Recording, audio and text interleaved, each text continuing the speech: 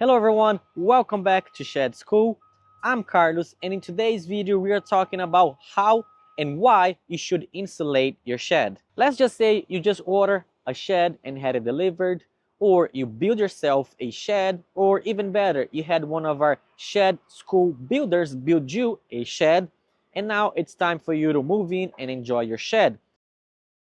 Then you question yourself, should you go ahead and insulate the shed or leave the shed as is?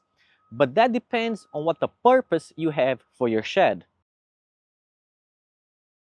If you plan on using the shed year-round for like an office, a she shed, or a gym, you want comfort, so you do want to insulate. And also, if you have plants or animals, anything that requires more comfort, insulating a shed is definitely the way to go. But insulation is not only for temperature controlled, but also it helps soundproof the shed. So if you have tools or if you play music inside the shed, insulating helps damp the sound. But be careful when insulating a shed, because if you insulate your shed incorrectly, it may do more harm than good. For example, if you insulate and you don't have enough airflow inside the shed, that may trap moisture, which is going to ruin your shed and the items inside.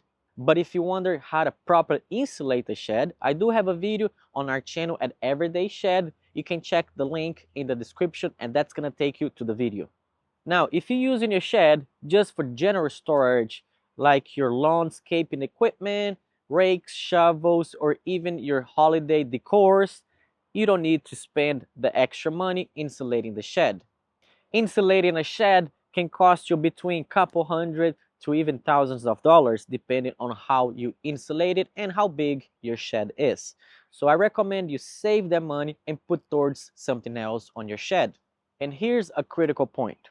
If you do want to insulate your shed regardless, because you do plan spending a lot of time in there, either as a workshop or an office, you do want to communicate your intentions of the shed to your builder or to whoever you purchase in the shed, because there are specific things that you need to do as you build the shed to allow the proper airflow inside the shed, so you don't trap any moistures and you don't ruin all the items inside your shed.